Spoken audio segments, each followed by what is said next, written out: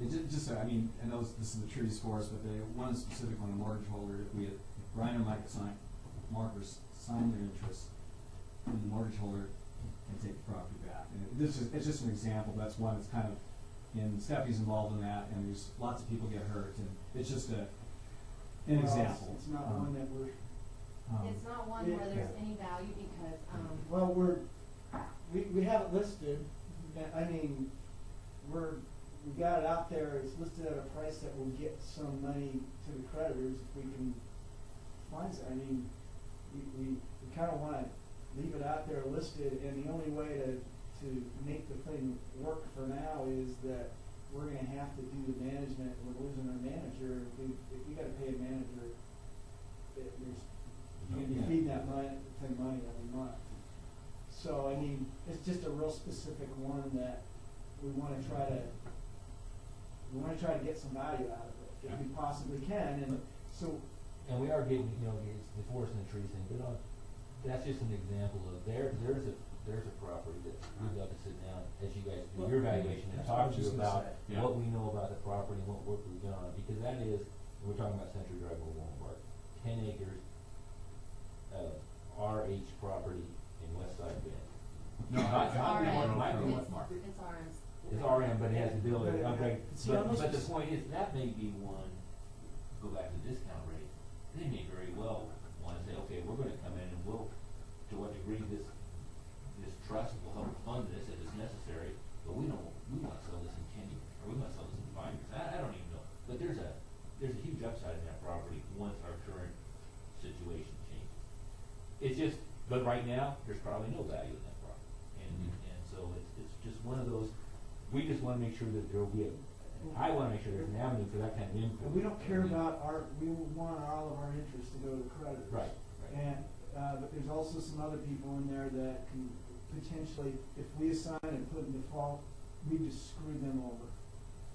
These are conversations we know we have to have, but when you ask why I haven't asked you questions or why Ewan hasn't asked you questions, we haven't been in a position to do that. We've been looking through all the files. We haven't, that's what Kevin was saying, things are changed a little bit.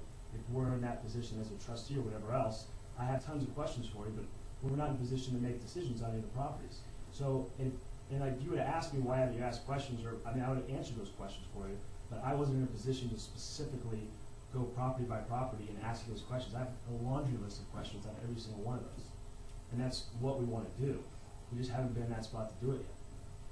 It's not a matter of not wanting to ask you. We know that the people in this room can explain that file better than anybody else, or whoever else is involved. Well, that's not necessarily true either. Or whoever, whoever's got an LLC, whoever's got a property and said, "Oh, these guys think they own it in this."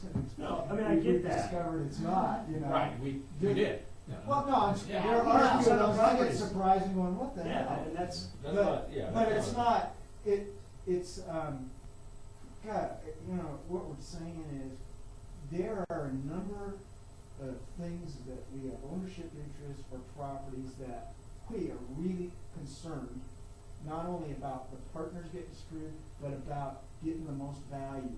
And if I can hear, I want to hear that someone's going, we know that, we need to figure out solutions to that and work with it instead. This general assignment, just do it, is to me a scary thing. I don't know that it's the best for the creditors.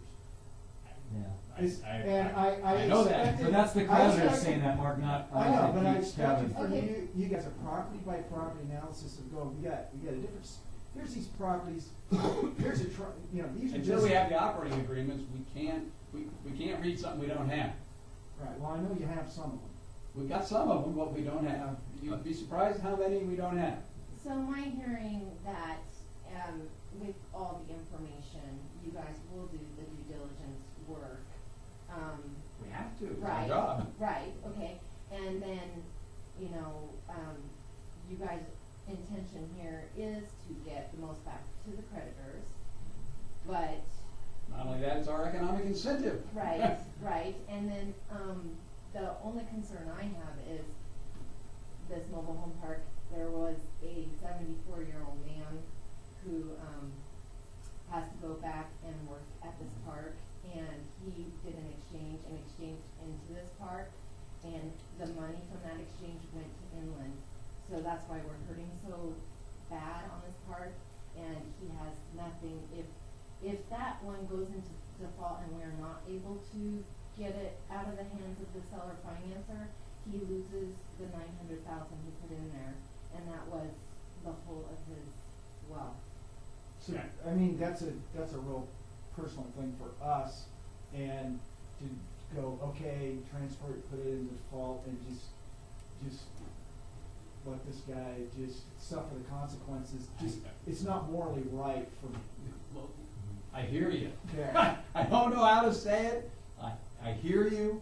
I'm gonna talk to David Broiker. He's got some ideas he wants to discuss with me. I've got some ideas to discuss with him. He's got some other things he wants to talk about. I'm happy to do that. Is there a way